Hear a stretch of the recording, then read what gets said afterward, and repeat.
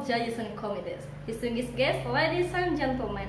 Assalamualaikum warahmatullahi wabarakatuh. Salam sejahtera untuk kita semua. Om Santi Santi Om. Namo Buddhaya, salam kebajikan. Adil Kak Talino, Basuramin Kak Saruga, Basengat Kak Jubata. Good morning and greeting of peace to all of us.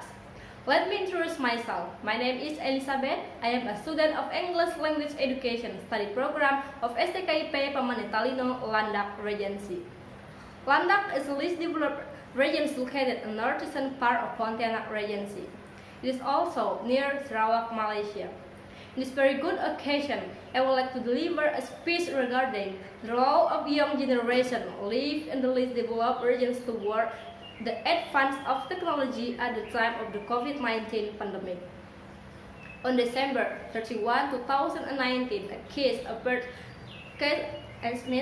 case appeared caused by the coronavirus announced as the COVID-19 in Wuhan, China. But the outbreak of the COVID-19 was very fast.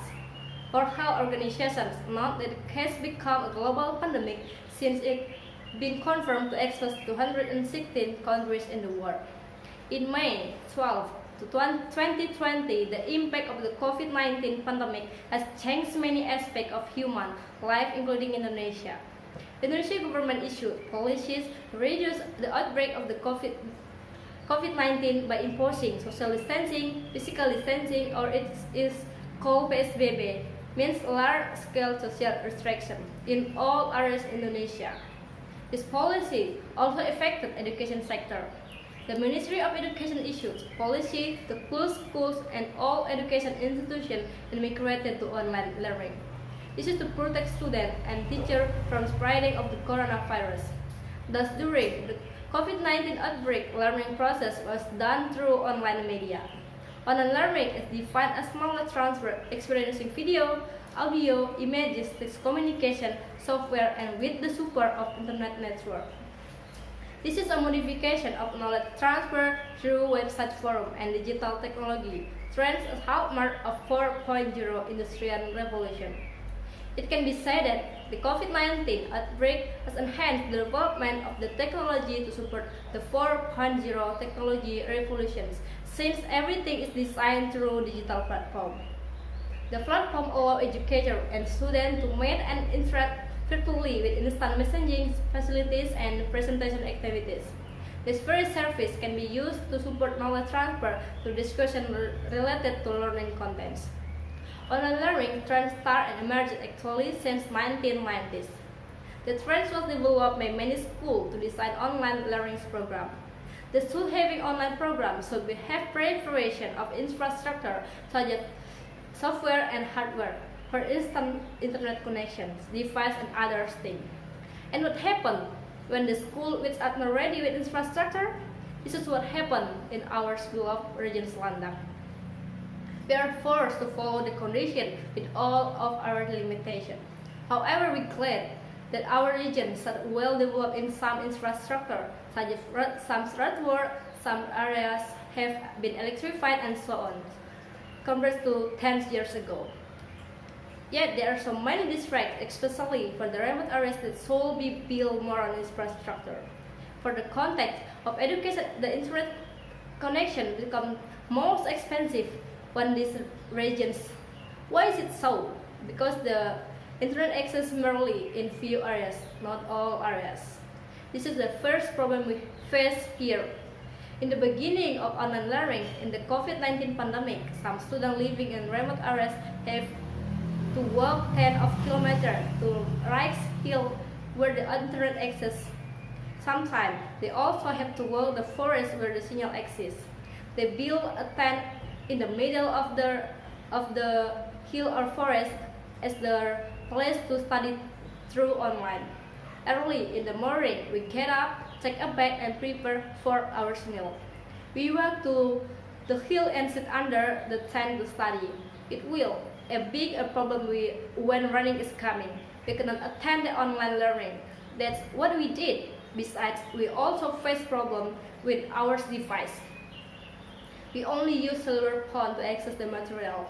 Only few students who have laptop.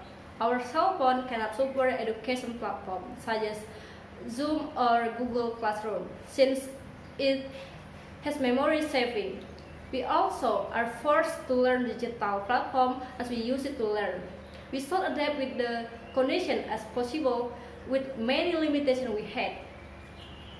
Year after year, together with all problems we had, we done it well. I reflect that everybody in this education sector also has the same problem with me. We have to follow and keep up with the advance of technology despite of the existing problem. I also consider that the condition brings me to better knowledge of technology. I learned how to use education platform. I did not imagine before that I can learn anywhere. Learning is also can be done in top of the hill, in the forest, or small room at boarding house. The mindset is changing. The knowledge doesn't exist anywhere as far as we can it.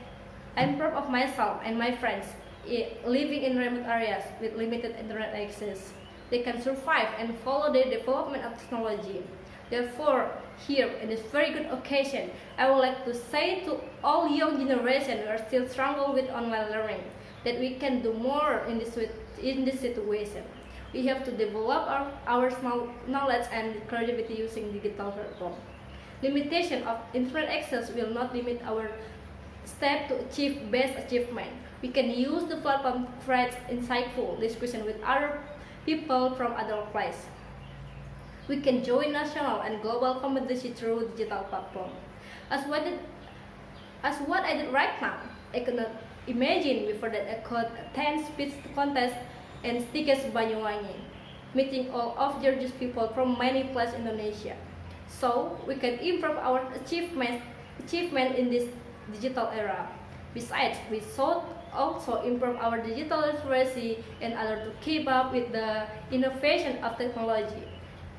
If we have sufficient knowledge or literacy, we can share it to people in villages around us. We can be an agent of change.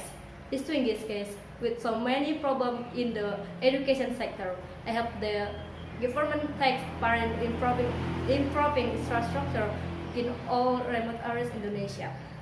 As announced its vision and mission for 2045, the vision is running through four pillars, namely human development and industries of science, knowledge, and technology, sustainable economic development, development equity, and consolidating national resilience and governance.